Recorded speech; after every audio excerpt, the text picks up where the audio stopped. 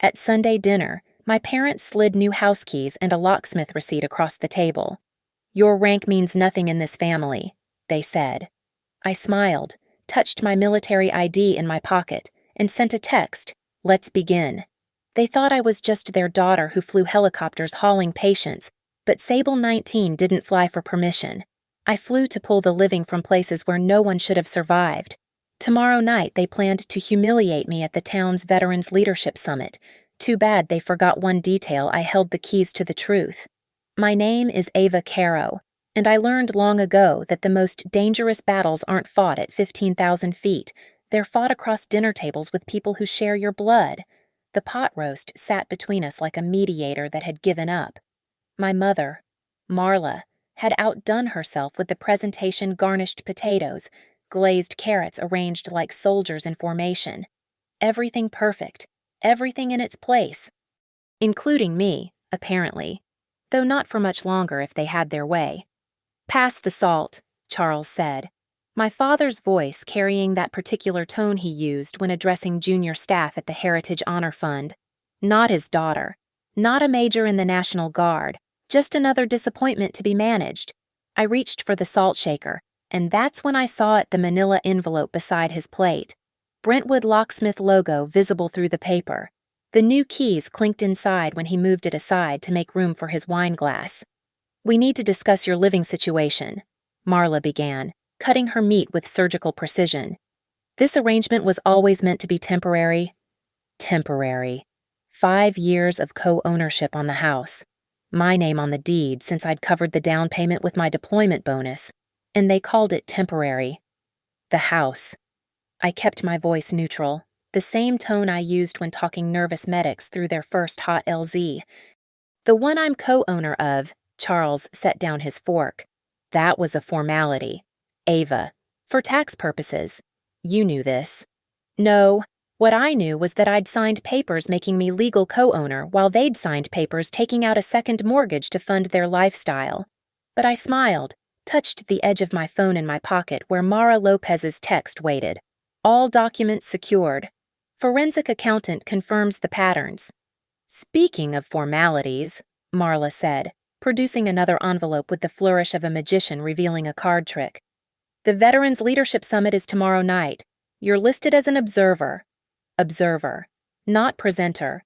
Not honored guest. Observer. "How thoughtful," I said, taking the invitation. There it was, buried in paragraph 3. The Caro Family Legacy of Service, presented by Charles Caro, Chairman, Heritage Honor Fund. My name appeared once, in 8-point font, under Additional Family Members in Attendance. "Your Uncle Harrison will be there," Charles added, referring to the cousin they'd promoted to uncle status because he'd made lieutenant colonel in the Air Force. "He's giving the keynote on authentic leadership." Authentic. The word tasted like copper pennies in my mouth. "Now, about the house," Marla continued, sliding the locksmith envelope across the table. "We've had the locks changed. You have until the end of the month to make arrangements." I picked up the envelope, felt the weight of 2 new keys inside. "And if I refuse? Then we'll have to discuss this publicly at tomorrow's summit," Charles said, "about how rank without character means nothing, about how some people play soldier on weekends while real veterans, like me, flying medical evacuations." I interrupted. "Tourist flights," he corrected. "Ferrying rich people's emergencies to hospitals. It's not the same as what?" "Dad." I pulled out my phone, typed a quick message to my lawyer. "As Uncle Harrison's desk job at Wright-Patterson, as your 4 years in supply management at Fort Knox," Marla's fingers tightened on her napkin. "Your tone is exactly why this isn't working. We've built something here. Ava, the Heritage Honor Fund, our position in the community, and you. You're satisfied being a weekend warrior playing with helicopters. Playing. Like the night I flew through a sandstorm with half my hydraulics gone was a game. Like pulling 14 souls out of hell was make-believe." "You're right," I said, standing up slowly. "We should definitely discuss this publicly. Tomorrow night. At the summit." Charles smiled, the expression of a man who thought he'd won. 8 o'clock sharp. Don't be late. I picked up the locksmith envelope, held it up to the light. Oh, I'll be there. And Dad, you might want to double-check your PowerPoint. I have a feeling your presentation about the Caro family legacy is missing some key details. Such as, I headed for the door, pausing just long enough to deliver the words I'd rehearsed with Mara, such as why the Heritage Honor Fund's gas receipts don't match the vehicle logs, such as why Mom's signature appears on vendor contracts for companies that don't exist, such as why my signature on a quitclaim deed was notarized on a day I was flying combat search and rescue at Dakota Range. The silence behind me was perfect, the kind that comes right before a building implodes. See you tomorrow night, I called over my shoulder. Oh, and Mom. The pot roast was perfect. Shame about everything else. The apartment was dark when I got home, but I didn't need lights to find the lockbox hidden behind my military shadow box. Inside, wrapped in plastic, lay the documents that could have changed everything 3 years ago. Should have changed everything. But I'd chosen silence instead. Operation Iron Lantern. Even the name was classified until 6 months ago. I spread the papers across my kitchen table, the mission brief, the after-action report, the commendation letter with half its text still redacted. My fingers traced the visible words, Major A. Caro demonstrated exceptional valor under extreme hostile conditions. 14 personnel recovered. Aircraft sustained critical damage. Extraordinary piloting skill. The memory hit like turbulence. 3:45 a.m., somewhere over a valley that wasn't supposed to exist. My Black Hawk was already limping from small arms fire when the RPG clipped our tail rotor. The hydraulics warning lit up my dashboard like a slot machine hitting jackpot, except this payout was measured in seconds until complete system failure. Sable 19 recommend immediate RTB, came the voice in my headset. Return to base. Abandon the mission. Let 14 soldiers die in an ambush because flying was too hard. Negative, I'd replied, fighting the stick as it tried to tear itself from my grip. I have visual on friendlies. Beginning approach. What followed was 23 minutes of flying that shouldn't have been possible. Half my controls were dead, the bird was shaking apart, and I could hear my crew chief praying in Spanish behind me. But there, in that moonless dark, was Gabriel Ortiz's squad, pinned down and running out of ammo. I'd set that dying bird down in a hot LZ 4 times, loading wounded each pass. Gabriel came on the last lift, covering our 6 as bullets sparked off the fuselage. He'd taken shrapnel, pulling his sergeant aboard shrapnel that left scars he still carried. Lieutenant General Randall Pierce had signed my commendation personally, called it flying that defied physics and probability, but by then, I'd already made my choice. Gabriel had just gotten promoted, just gotten engaged. His fiancée's father sat on the city council in Port Cobalt. The story of how a Mexican-American staff sergeant got saved by a female pilot would have played differently in those circles than the version where he'd heroically led his men to an extraction point. So I'd buried it. Classified helped. So did my parents' convenient fiction that I flew medical transport for civilians for 2 years. I'd lived with their narrative. Let Charles parade his supply corps service like it was Patton's March while I kept my mouth shut. Let Marla tell her church friends that I helped out with the family business when I wasn't playing army. But then I'd found the papers in Charles's office 6 months ago. The quitclaim deed with my forged signature. The Heritage Honor Fund statements showing mysterious withdrawals. The vendor contracts for printing services, catering, consulting, all paid to companies that existed only as mailboxes and bank accounts. That's when I'd called Mara Lopez. Mara had lost her left leg at Red Mesa, same operation where she'd saved 9 Marines. Now she ran the analysis side of our company, Aegis Skycare, while I handled operations. She'd taken one look at the documents and said, "They're not just stealing from you, they're stealing from veterans." We'd built the case slowly, carefully. Every receipt, every transaction, every forged document photographed and verified. The forensic accountant Mara hired found $43,000 in redirected funds. Not enough to trigger federal attention, but enough to destroy everything Charles and Marla had built in Brentwood Ridge. My phone buzzed. Gabriel Ortiz. Heard about tomorrow night. His text read, "I'll be there. You don't have to do this." I typed back, "Yes, I do. You kept quiet so I could build my life. Time I returned the favor." I picked up the commendation letter again.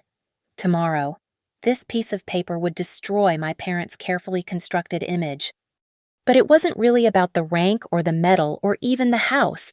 It was about the keys. Charles thought he held them keys to the house, keys to my reputation, keys to my future in this town. He'd forgotten that I'd learned something flying combat missions sometimes the best way to survive a lock-on wasn't to evade. Sometimes you had to turn into it, full throttle, and make them realize too late that they'd targeted the wrong bird. I pulled out my laptop and opened the presentation I'd prepared. Slide 1 was simple a photo of my Black Hawk. Sable 19 painted on the nose. Bullet holes visible across the fuselage. The title read, "The Real Price of Service, A Daughter's Story." Tomorrow night, Charles wanted to discuss authentic leadership and character. I'd give him authenticity. I'd give him character. I'd give him the truth, served cold at 8 o'clock sharp in front of everyone who'd ever believed his version of honor. The Brentwood Civic Pavilion smelled like floor wax and ambition. I arrived at 7:30, half an hour before the official start, watching from the back as volunteers arranged chairs and tested microphones. The Heritage Honor Fund banner stretched across the stage, "Honor, Sacrifice, Legacy" in gold letters that probably cost more than a veteran's monthly disability check. Charles was already working the room, his laugh carrying over the murmur of early arrivals. He wore his American Legion pin on a suit that cost more than most people's mortgage payments, shaking hands with the practiced ease of a politician. Marla orbited nearby, her church smile perfectly calibrated as she guided major donors to reserved seating. "Ava," Uncle Harrison's voice came from behind me. Not really my uncle, but Charles had insisted on the title after Harrison made lieutenant colonel. "Surprised to see you here?" "Wouldn't miss it," I said, noting his keynote speaker ribbon. "Dad says you're talking about authentic leadership." "Someone has to." He glanced at my simple black blazer. No medals, no insignia. Though I suppose observers just observe. I smiled. That's exactly what I plan to do. The crowd was filling in now.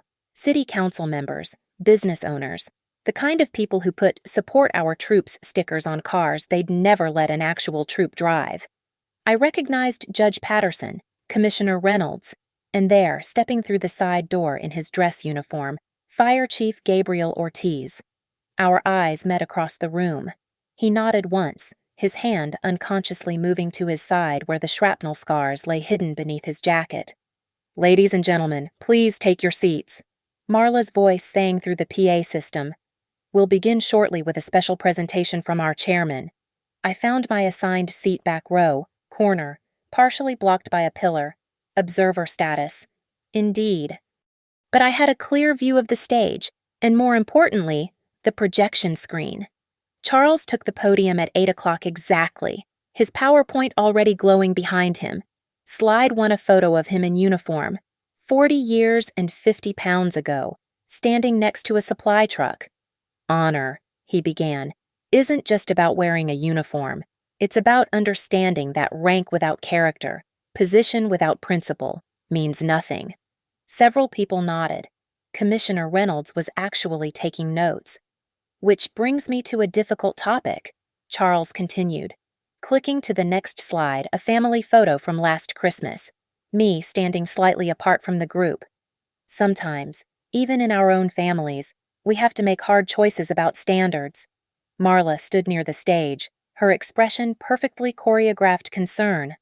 "My daughter," Charles said, and the room turned to look at me. "Served briefly in the National Guard, a weekend warrior, as they say. She flies helicopters medical transport, moving civilians to hospitals. Honorable enough, but hardly the stuff of military tradition." He clicked again. A photo of the house appeared. My house. Our house. The house I'd paid the down payment on. Yet she feels entitled to the same recognition as those who've truly sacrificed. Feels she's earned equality with combat veterans, with those who've bled for, "May I ask a question?" The room turned. Gabriel Ortiz was standing. Charles faltered. "Chief Ortiz, we'll have Q&A after." "Just one question. Mr. Caro, what's your daughter's call sign?" Silence. "Her call sign." Gabriel repeated. "Surely you know it. You're giving a presentation about her service." Charles glanced at Marla, who looked like she'd swallowed glass. "I don't see how that's Sable 19. I stood up, my voice carrying clear across the room. "My call sign is Sable 19. Gabriel smiled. "Sable 19. I know that name." "Don't you, Lieutenant Morrison?" He gestured to a man 3 rows up. "Didn't Sable 19 evac your unit from Kandahar in 2011? Morrison turned, studied my face. "Holy shit, that was you in that storm." "What about you, Sergeant Perez?" Gabriel continued, pointing to another veteran. "Didn't Sable 19 pull your squad out of that valley nobody talks about?" Now people were pulling out phones, typing, searching. Charles grabbed the microphone. "This is highly irregular. We have a presentation." "You do," I said, walking toward the stage, pulling out my laptop. "But you're missing some slides. May I?" I didn't wait for permission. I plugged my laptop into the auxiliary port, and suddenly the screen changed. There it was my Black Hawk, riddled with bullet holes. Sable 19 painted on the nose. "Let me tell you about medical transport," I said, taking the wireless mic from the podium. "Let me tell you about the kind of medicine we practiced at 15,000 feet in the dark." The room had gone completely silent. "But first," I added, looking directly at Charles, "let's talk about those hard choices you mentioned, like the choice to forge your daughter's signature on a quitclaim deed while she was flying combat missions, like the choice to redirect $43,000 from the Heritage Honor Fund into personal expenses." Marla's face had gone white. "So yes, Dad, let's absolutely discuss rank, character, and principle. Let's discuss them in detail." Sable 19. I let the call sign hang in the air like smoke from a crash site. 2 words that meant something to 14 people on a night that doesn't officially exist. I clicked to the next slide, a tactical map. Coordinates redacted, but the terrain unmistakable to anyone who'd been there. Operation Iron Lantern, 3:45 a.m. Local time. My crew and I were tasked with extracting a reconnaissance unit that had been ambushed in a valley 70 clicks from nowhere. "Simple milk run," they said. "In and out." Another click. The after-action report, heavily redacted but legitimate. Except the enemy had other plans. Small arms fire at 3,000 feet. RPG at 1,500. By the time I reached the LZ, half my hydraulics were gone and the bird was shaking like a paint mixer. Gabriel stood up, unbuttoning his dress uniform jacket. "Ma'am, permission to provide testimony." "This isn't a trial," Charles sputtered from the side of the stage. "You're right," Gabriel said, pulling off his jacket and rolling up his sleeve. The scars were vivid even from across the room, puckered flesh running from wrist to elbow. "It's a reckoning." He walked to the front, took a handheld mic from the AV table. "My name is Gabriel Ortiz, Fire Chief, Port Cobalt, former Staff Sergeant, 75th Rangers, and on the night Major Caro is describing. I was 26 years old, bleeding out in a ditch with 13 other soldiers, waiting to die." The room had stopped breathing. Our comms were shot, ammunition nearly gone. Martinez was unconscious. Thompson had a sucking chest wound, and I could hear enemy vehicles approaching. Then I heard it rotor blades, but not leaving, coming closer. He looked at Charles. "Your daughter flew a dying aircraft into a hot LZ 4 times. Mr. Caro, 4 times. Each approach, the enemy fire got worse. Each landing, her aircraft got more damaged. Any sane pilot would have aborted after the first pass." I clicked to the next slide, my commendation letter. Signature visible. Lieutenant General Randall Pierce's name, clear as day. "By the 3rd extraction," Gabriel continued. "She was flying with manual control only." "Do you understand what that means?" It's like driving a semi-truck with no power steering down a mountain road while people shoot at you. In the dark? This is theater, Marla called out, her voice cracking. These documents could be forged, I asked. Well, like my signature on the quitclaim deed. I clicked again. The deed appeared, alongside a duty roster. January 15th, 2022. According to this document, I signed away my rights to the house at 2:15 p.m. Eastern Standard Time, according to U.S. Army flight records. I was at 8,000 feet over Dakota Range at that exact moment, halfway through a 6-hour patrol. Murmurs rippled through the crowd. Judge Patterson was leaning forward. But let's get back to Iron Lantern, I said. Gabriel, tell them about the fourth pass. Gabriel's hand went to his side. The fourth pass. I was the last one out, providing cover fire while we loaded Thompson. That's when I took the shrapnel. 3 pieces, right through my vest. I should have bled out in minutes. He pointed at me. She flew that broken bird 140 miles to the nearest surgical unit, holding it together with pure will and technical skill I've never seen before or since. The flight surgeon said if we'd been 5 minutes later, I'd be dead. Thompson, too. I clicked to the final slide, a photo I'd never shown anyone. 14 soldiers standing in front of my repaired Blackhawk 6 months later. Gabriel in the center, all of them alive. These are the 14 people who came home because of medical transport, I said. 3 of them have kids now who know their fathers because a weekend warrior refused to leave them behind. Charles's face had gone from red to gray. But here's the interesting part, I continued, pulling out a manila envelope from my jacket. I never told anyone, kept it classified, kept it quiet. Want to know why? I walked to Gabriel, handed him the envelope. Because Gabriel was building a life, getting married, getting promoted, and his story played better without my name in it. So I buried it. Let you tell everyone I flew tourists and rich civilians.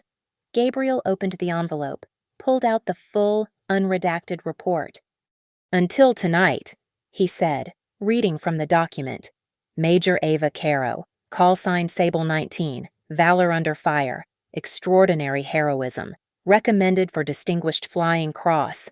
The room erupted. Phones came out. Photos were being taken. Charles grabbed the podium mic. This has nothing to do with the Heritage Honor Fund or, you're right, I said. That's a completely different presentation. Should we do that one next? The side doors of the pavilion opened with administrative precision. 2 officials from the County Inspector General's office entered, followed by a representative from Twin Pines Credit Union and my lawyer, Patricia Kwan, whose heels clicked against the floor like a countdown. Mr. Charles Caro, the lead inspector, a woman with steel gray hair and matching demeanor, held up her credentials. Inspector Sarah Dietrich, County IG. We have a scheduled appointment to discuss certain financial irregularities. Charles gripped the podium. So, this is a private event. Actually, Patricia said, producing a document. This is a public venue, and we filed notice 72 hours ago for this inspection. You were served at your office. Marla stood frozen near the stage, her phone in her hand like she'd forgotten how to use it. Inspector Dietrich nodded to her colleague, who wheeled in a cart with several banker's boxes. These are copies of financial records subpoenaed from Twin Pines Credit Union, specifically regarding Heritage Honor Fund accounts and Safety Deposit Box A147. The Twin Pines representative, a nervous-looking man in his 30s, stepped forward. Per court order dated October 15th, we've placed a temporary seal on Safety Deposit Box A147 registered to Charles and Marla Caro. Gasps rippled through the audience. Major donors were standing, phones pressed to ears. Additionally, Patricia continued, pulling out a forensic report. We've completed handwriting analysis on the quitclaim deed dated January 15th, 2022. She clicked a button on her own laptop, and the screen split my actual signature on the left, the forged one on the right. The signature purporting to be Major Caro's shows 17 points of divergence from authenticated samples. Furthermore, The notary who allegedly witnessed this signing has provided an affidavit that she was in Florida that entire week. Charles started to move toward the exit. Inspector Dietrich stepped into his path. "Sir, we'll need you to remain for the formal presentation of findings."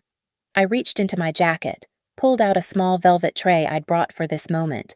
"Before we continue, I believe some property needs to be returned to its rightful owners." I walked to where my parents stood, placed the tray on the podium. One by one, I removed items from my pockets: the house keys they'd given me at dinner, the car keys to the SUV they'd bought with heritage funds, the office key card for the fund's headquarters. "These belong to the investigation now," I said, placing each item in the tray with deliberate precision. Each clink of metal on metal rang through the silent room. Patricia opened one of the boxes, began pulling out receipts. Exhibit 12, $43,000 in purchases over 18 months.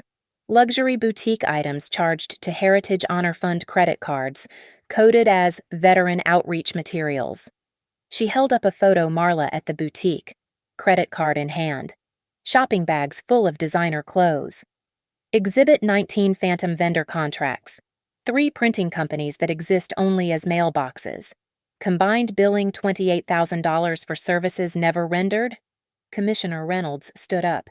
"I need to make a call." "The city contracts with Heritage were procured through fraud," Patricia finished. "We've notified the appropriate authorities." The room was chaos now, board members arguing, donors demanding answers, reporters. When had reporters arrived pushing forward with cameras? Charles finally found his voice.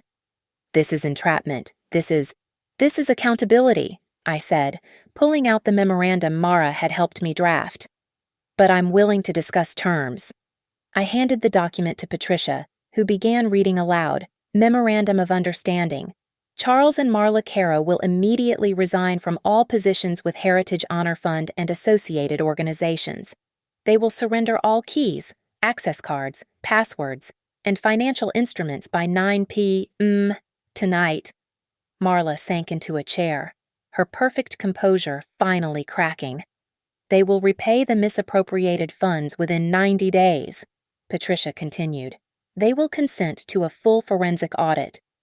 And they will execute a corrected deed restoring Major Caro's full ownership rights to the property at 4127 Oakwood Drive."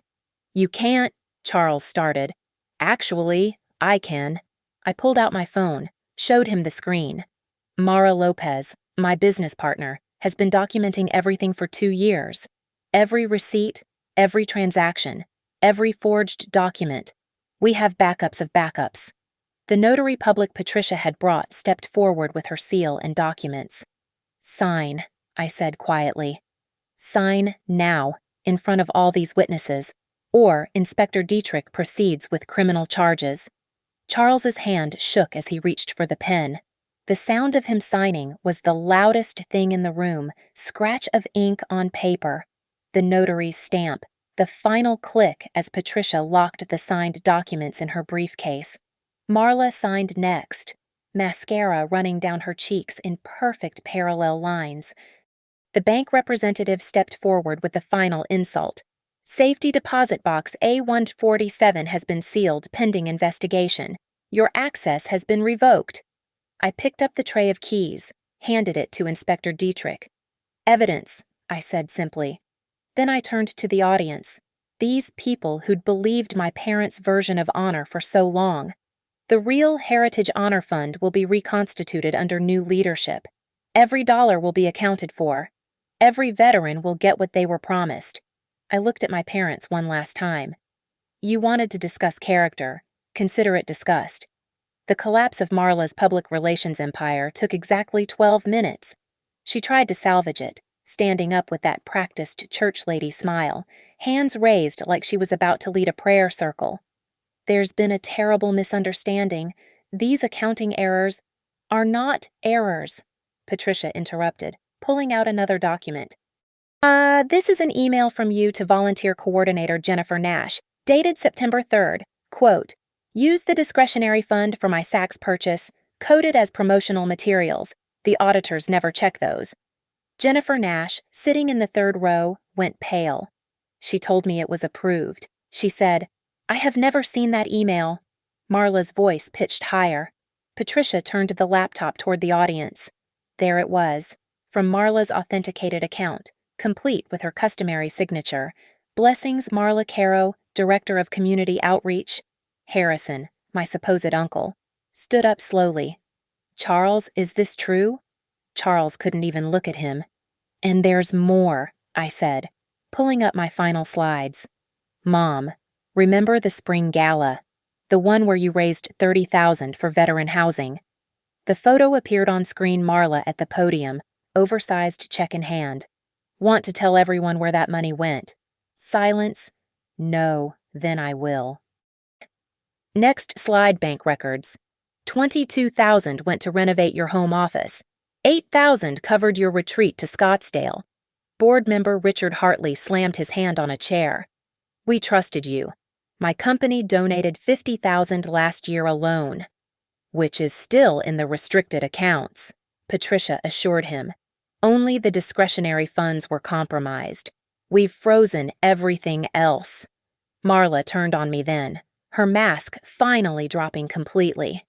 "You vindictive you're destroying your own family." "No," I said calmly. "I'm choosing accountability over blood. Something you taught me, actually. Remember all those sermons about integrity, all those lectures about how character matters more than accomplishment?" My brother Evan, Charles's golden boy who'd been silent in the corner, finally spoke. "Mom, Dad, is it true? Did you really steal from veterans?" The look on Charles's face was answer enough. Evan turned to me, his voice breaking. "You knew how long have you known?" 6 months, I admitted. "I tried to handle it privately first, gave them chances to make it right. They chose this instead." "She's lying," Charles managed, but his heart wasn't in it. "Am I?" I pulled out my phone, found the recording I'd made at dinner. Pennsylvania's two-party consent didn't apply when documenting evidence of a crime. Charles's voice filled the room from the speaker. "That was a formality, Ava, for tax purposes. You knew this." Then Marla, "We've had the locks changed. You have until the end of the month." Then the killing blow. Charles again. "Some people play soldier on weekends while real veterans." I stopped the recording. The room was silent except for the scratch of reporters' pens and the soft whir of cameras. Major Donor Margaret Pearson stood up, her voice like ice. "I motion for immediate removal of Charles and Marla Caro from all positions within the Heritage Honor Fund." "Seconded," called out 3 voices simultaneously. "All in favor." Richard Hartley didn't even wait for proper procedure. Every hand in the room went up except for Charles and Marla's. "Motion carried," Judge Patterson said from his seat, adding legal weight to the moment. "Though I suspect that's the least of your problems." The Twin Pines representative cleared his throat. "There's one more matter. The safe deposit box contained documents suggesting additional accounts we weren't aware of. We'll need to investigate." "No," Charles said suddenly. "No more." He reached into his jacket, pulled out his wallet, removed every credit card, every membership card, and placed them on the tray I'd brought. Then his car keys. Then his phone. "You win," he said to me, his voice hollow. "You win everything." "I didn't want to win," I said quietly. "I wanted parents who could see me for who I am, not who they needed me to be." Marla stood, gathering her purse with shaking hands. "We're leaving." "Your car was purchased with heritage funds," Inspector Dietrich reminded them. "You'll need to surrender those keys as well." The final humiliation. Marla's keys joined Charles's on the tray. As they walked toward the exit, having to call an Uber like common criminals, Gabriel Ortiz spoke one last time. "Mr. Caro, you asked about rank and character earlier. Your daughter has more character in her little finger than you've displayed in your entire life. The difference is, she earned her rank. You just stole yours." The door closed behind them with a soft click that sounded like a coffin lid. I looked at the room full of stunned faces, then at the tray full of keys to houses, cars, offices, safe deposit boxes, all the symbols of my parents' power, reduced to metal and plastic, The Heritage Honor Fund will reopen under emergency leadership tomorrow, I announced. Every penny will be accounted for. Every veteran will be made whole. Commissioner Reynolds approached. Major Caro, the city would like to discuss contracting with Aegis Skycare for emergency services. I nodded, but my eyes were on the door my parents had walked through. I'd won. But victory, I was learning, could taste a lot like grief. The memorandum of understanding lay on the podium like a battlefield treaty. Patricia had drafted it with surgical precision, each clause a scalpel cutting away another piece of my parents' carefully constructed empire. We need this signed now, I announced to the room, witnessed, notarized, and filed before they have time to move any more assets. Charles stood near the exit, trapped between Inspector Dietrich and the weight of 100 staring eyes. You want us to sign away everything here now. You already did sign away everything, I replied, holding up the forensic accounting report. 2 years ago when you started stealing. This just makes it official. Patricia began reading the terms aloud, her voice carrying the authority of law. Item 1. Charles and Marla Caro hereby resign, effective immediately, from all positions within the Heritage Honor Fund, Veterans Advisory Council, and affiliated organizations. Marla's hand went to her throat, touching the pearl necklace she'd bought with fund money. Item 2. All financial accounts, passwords, authorization codes, and administrative access will be transferred to emergency leadership within 72 hours. That's impossible, Charles protested. The complexity of the systems. Mara Lopez has already mapped your entire network. I interrupted. She's been in your systems for months, documenting everything. We know about the shadow accounts, the duplicate books, even the backup drives in your home safe. His face went gray. Item 3, Patricia continued. Full restitution of $43,000 in misappropriated funds, to be paid within 90 days. We don't have, Marla started. The house equity loan you took out last month says otherwise, I said. The one where you forged my signature as co-owner. Yes, we know about that too. Patricia pulled out another document. Which brings us to Item 4, immediate execution of a corrected deed, transferring full ownership of 4127 Oakwood Drive to Major Ava Caro, free and clear of all liens and encumbrances. The notary public stepped forward, seal in hand, documents spread on a side table under the harsh stage lights. This is extortion, Charles said weakly. Judge Patterson stood up. Actually, Mr. Caro, this is a gift. The alternative is criminal prosecution. Fraud, embezzlement, forgery, shall I continue? The room waited. Reporters had their cameras trained on my parents like snipers. Sign, I said simply. Sign now, or Inspector Dietrich proceeds with arrests. Charles walked to the table like a man approaching his execution. The pen shook in his hand as he signed his name across multiple pages, each signature another nail in the coffin of his reputation. Initial here, the notary instructed. And here, and here. Marla followed, her designer heels clicking against the floor in a funeral march. Her signature, usually so flourished and proud, came out cramped and small. Now the deed, Patricia said, producing the property transfer documents. This was the moment that broke Charles. Signing away the house, the symbol of everything he'd built, everything he'd stolen to maintain. His hand stopped moving. I can't, he whispered. You can, I said, stepping closer. The same way you signed my name on a quitclaim while I was flying combat missions. The same way you signed vendor contracts for services that didn't exist. The same way you signed withdrawal slips for money meant for veterans. Gabriel Ortiz spoke from his seat. The men and women you stole from signed their names too, on enlistment papers, on wills. Some of them signed with their blood. Charles signed. The notary's seal came down with a sound like thunder. Witnessed and notarized at 8:47 p. Patricia gathered the documents into her briefcase with practiced efficiency. The county recorder's office has agreed to accept these for emergency filing tonight. Item 5, I announced. not needing to read it. All keys, access cards, and security credentials to be surrendered immediately. Charles reached for his pocket, then remembered he'd already placed his keys on the tray. Marla opened her purse, pulled out a ring of keys that represented 20 years of accumulated power office keys, filing cabinets, the backup safe, the storage unit where they'd hidden God knows what.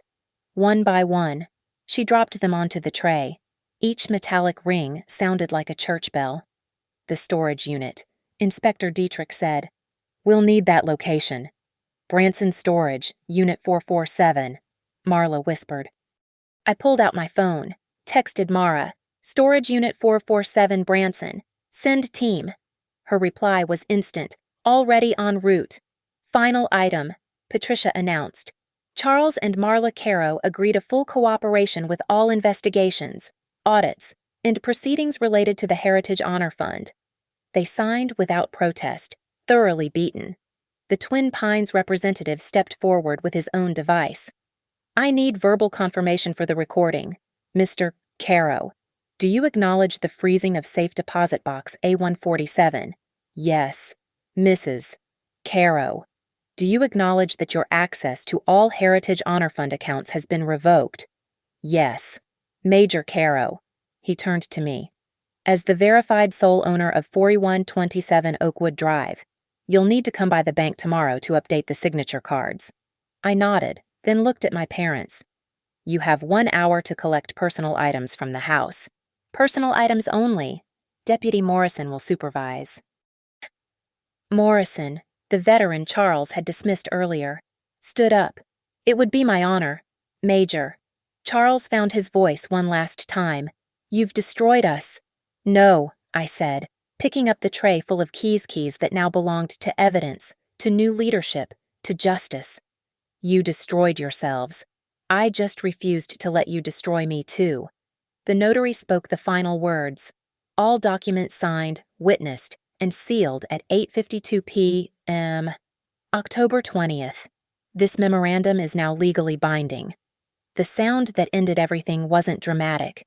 It was small, electronic, almost delicate, the beep of the bank's security system acknowledging the seal on safe deposit box A147.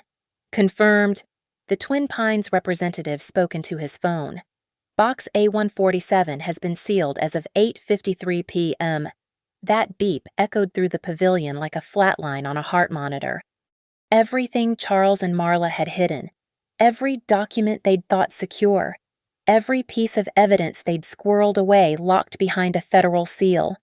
I picked up the house keys from the evidence tray, held them up to the light. These weren't the new keys they'd tried to force on me at dinner. These were my originals, the ones I'd carried through 3 deployments, the ones that had waited for me every time I came home. "I don't need you to accept my rank," I said, looking directly at my parents.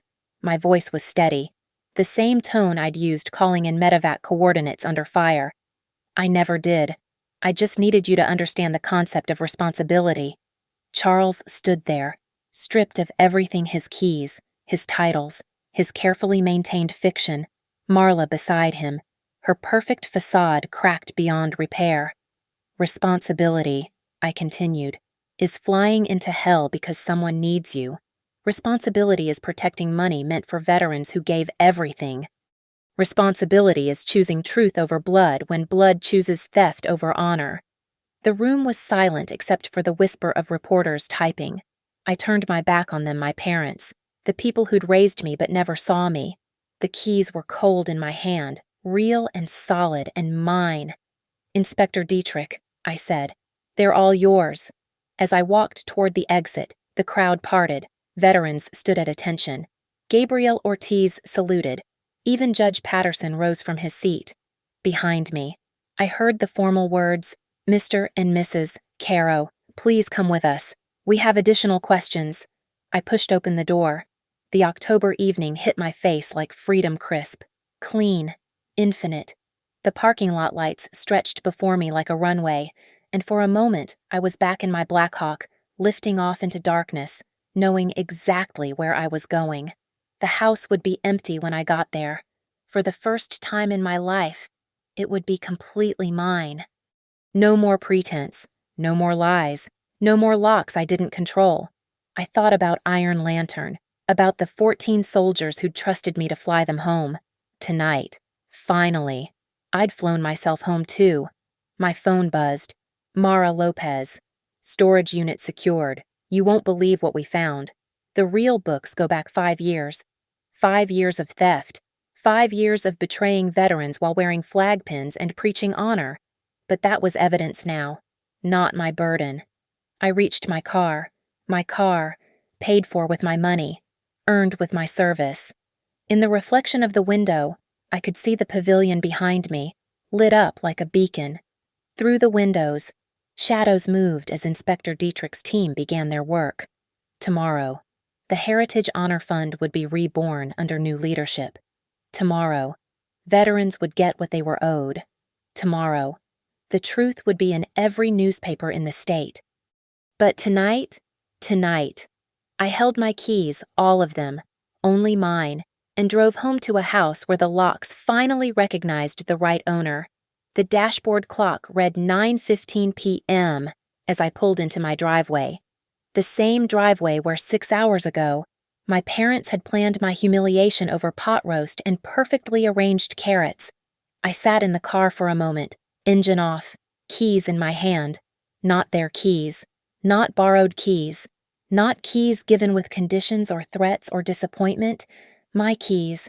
I got out, walked to the front door, and slid the key into the lock. It turned smoothly, perfectly, like it had been waiting for this moment. The house was dark, quiet, but it wasn't empty. It was free, and so was I. Thank you for listening to my story. I'm curious, where are you listening to this from? Drop a comment below and let's connect. If this story resonated with you, please subscribe to the channel and share your thoughts. Sometimes the hardest battles aren't fought in the sky, but around the dinner table with the people who should have our six. What would you have done in my position?